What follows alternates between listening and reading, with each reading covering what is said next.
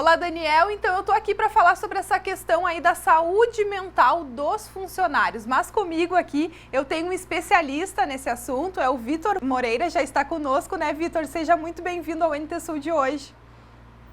Muito obrigado, Gabriela. É um prazer poder estar aqui com você e com os telespectadores. De que forma que a gente identifica que um patrão ele está abusando, digamos assim, né, da boa vontade de um funcionário? Gabi, essa pergunta é muito importante porque o abuso, por incrível que pareça, nós reconhecemos o abuso quando nós vemos isso acontecer com outra pessoa. Mas quando acontece com a gente mesmo, a gente tem dificuldade de identificar, sabia? Então, essa sua pergunta é muito importante. Saber que eu estou num ambiente onde está tendo algum abuso é muito importante. E isso é algo que a gente tem que ficar atento o tempo inteiro. Então, a dica que eu dou é sempre para a gente nos observar. As pessoas param de se observar.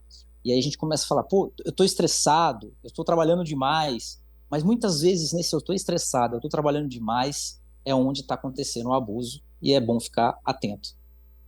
Fala disso por conta da pressão psicológica, né, que se tem na maioria dos ambientes de trabalho. E este, inclusive, é um assunto abordado no teu livro, né, Vitor?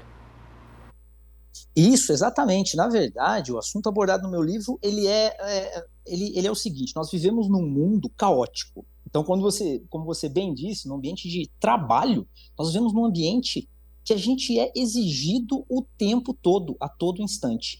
E a gente chega a um nível que a gente começa a se culpar. E a gente se estruturar para poder se blindar disso e entender o caos ao nosso redor e não deixar com que nós nos tornemos caos, como o ambiente está caótico, é muito importante e é isso que meu livro aborda. E por que cuidar tanto, né, da nossa saúde mental? Porque quando a gente fere a nossa saúde mental, a gente mexe com o nosso emocional e a gente estagna todas as áreas da nossa vida.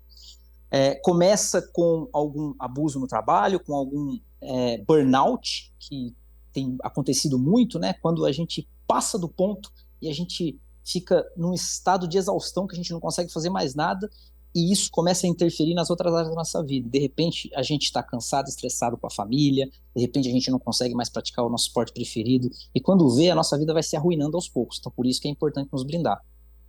A área de formação do Vitor é engenharia de produção. E quando eu fui pesquisar um pouquinho mais sobre o teu currículo antes de fazer essa entrevista, me bateu a curiosidade, por que um engenheiro foi se especializar nessa área, Vitor, no qual a gente está aqui batendo esse papo? Essa pergunta, eu adoro essa pergunta, muita gente se pergunta isso, né? Você, como engenheiro, por que que você foi falar de liderança, autoliderança, autocuidado? E a resposta ela é muito fácil para mim, porque ao longo da minha carreira eu sempre trabalhei e me especializei, inclusive eu sou internacionalmente certificado em gerenciamento de projetos. E uma das coisas que eu aprendi, sabe, Gabi, é que a definição de projeto é um empreendimento que tem um início, um meio, um fim e tem um propósito exclusivo. Se a gente for olhar essa definição, se a gente prestar bem atenção, é a mesma definição de vida. Ou seja, projetos, eles são estruturados para poder se organizar em um meio caótico, para a gente dar resultado em um meio caótico. A nossa vida é um projeto. Esse é o maior projeto que a gente tem e que todo mundo carrega.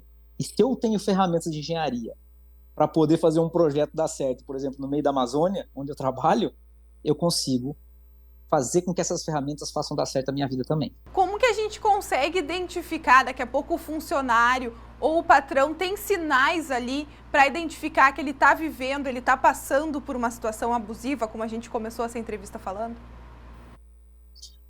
Gabi, tem um sinal que eu gosto muito e eu sempre fico alerta para os meus liderados, e até eu mesmo sempre estou alerta, que é a gente se sentir culpado por não trabalhar.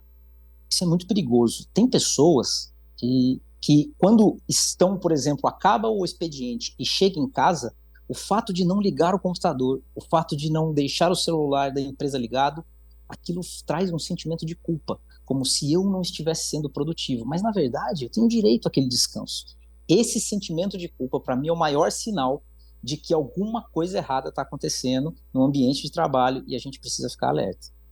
No caso, o funcionário ele vai embora da empresa, mas ele sente que mesmo em casa ele tem que seguir trabalhando, sendo que ele não está ali cumprindo uma jornada de trabalho.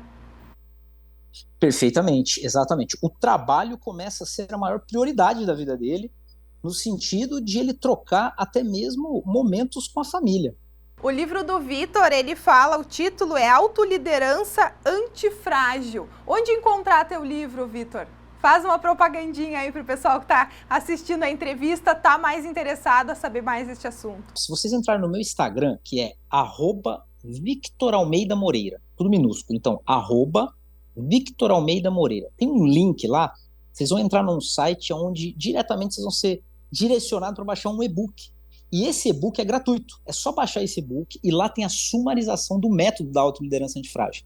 Dentro desse e-book você vai entender o método. Se você se interessar, lá tem também onde adquirir o livro.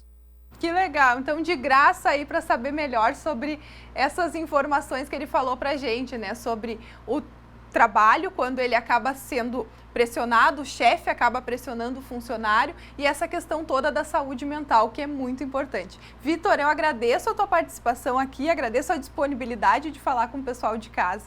Valeu, brigadão. Muito obrigado, galera, é um prazer enorme.